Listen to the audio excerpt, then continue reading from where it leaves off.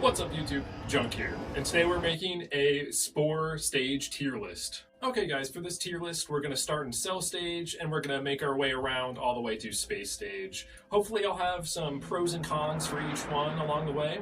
Okay, let's get right into it. Cell stage. I can remember playing this for the first time as a little kid and just having my mind blown. Now the gameplay in this stage is actually fairly simple. It kind of reminds me of Feeding Frenzy, where it's just big fish eating small fish. It also has another layer of complexity where you can add different parts and use strategy to help take down bigger cells. I think Cell Stage does a great job at showing the player what the rest of the game is going to be like. The only downside I have for this stage is its length. It only takes about 10 minutes to beat this, and at the end it leaves you wanting a lot more. It's time to get this tier list started, guys.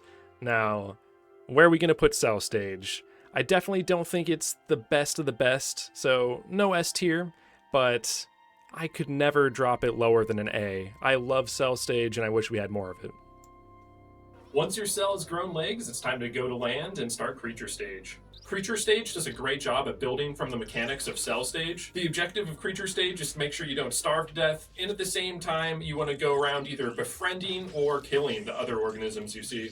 I think one of the coolest things about Spore as a whole is the creature creator, and in Creature Stage you get to use this all the time.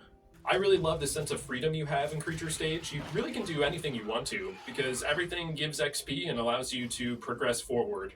The only downside I have for Creature Stage is the combat and becoming friends with people is very clunky. It's a lot of spamming just numbers 1 through 4, and it gets pretty boring over time. Moving on to Creature Stage. Again, very similar to Cell Stage. You can be very creative in it. It's a lot of fun. It's way better than mid, so I'm going to give it an A here. It's time to talk about the most controversial stage, Tribal Stage. Honestly, guys, I don't really like anything about this stage. The one thing I can say is they tried something. I'm willing to bet the dev that made this was playing a lot of Command & Conquer at the time. They basically just turned the Tiberium fields into fruit trees and fish. I really hate how Tribal Stage has a gigantic increase in difficulty.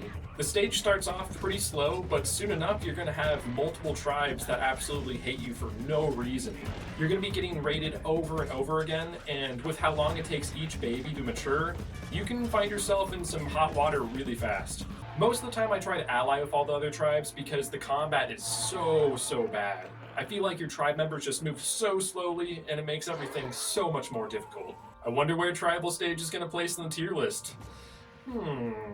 Going on to Tribal Stage. Now, this is a hot take, but I wish I could put it lower than D. I just really do not like Tribal Stage. I don't think it's a lot of fun. Moving on to Civilization Stage, the gameplay is still RTS-like, but they made so many improvements compared to Tribal Stage. Right away, you'll see that you get to actually be creative and create your own town hall and your own vehicles. This time around, instead of harvesting food, you're harvesting spice. This stage definitely reminds me more of a classic RTS and is a lot of fun, actually.